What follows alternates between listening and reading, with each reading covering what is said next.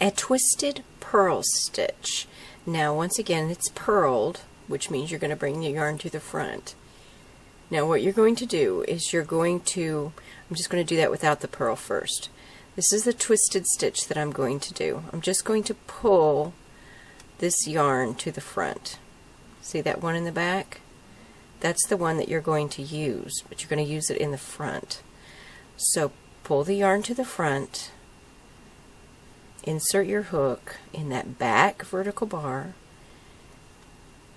and yarn over and pull a loop through.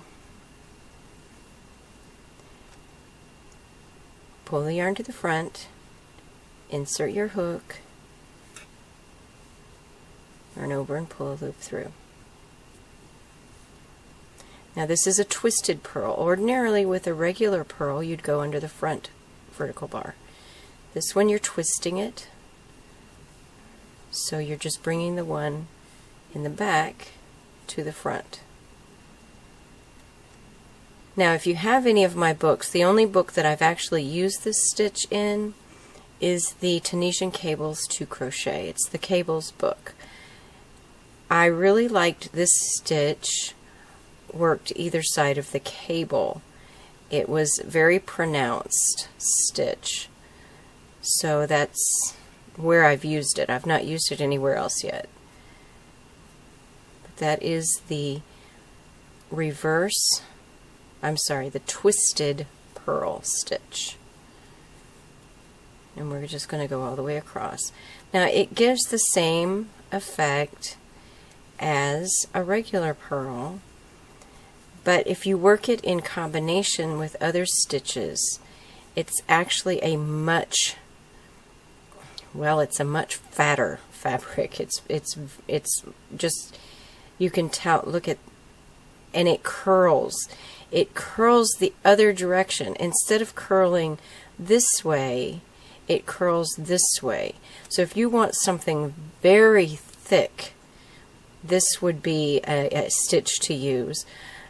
Another thing, if you are familiar with double-ended Tunisian crochet, this would make a very thick blanket to be worked in this stitch. I'm going to have to do a video for that because I'm really curious about what that will look like.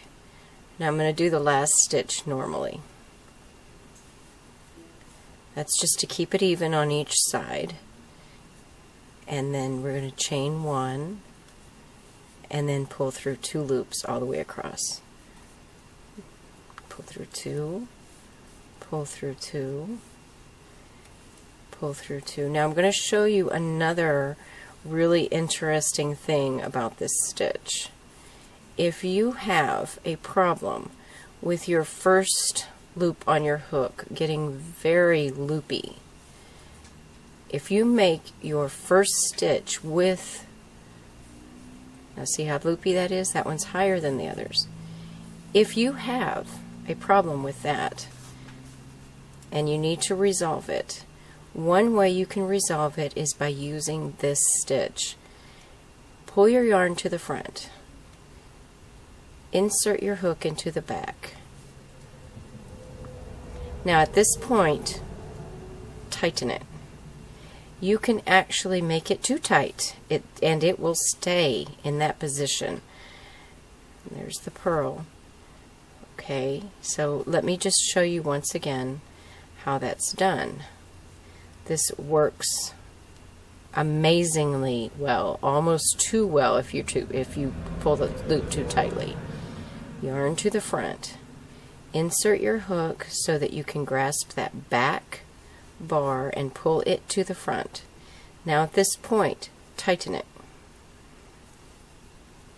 and that will take away any looseness of this stitch at the end. So if you do have a problem with the stitches being too loose, or that one stitch at the very beginning being too loose, if you do your first stitch like this, like I've described, the twisted purl stitch, you will have no problem with that stitch whatsoever. But again, this fabric is going to be very, very thick.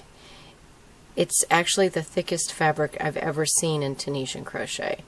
So I probably wouldn't want to do an all over repeat of this. I may want to try it though as a double-ended just to see what it's like, because with double-ended you would be working on the front and the back, and I am curious. I think that I would like to see how that would work. So you'll just do that all the way across, and then chain 1 and then yarn over, pull through 2.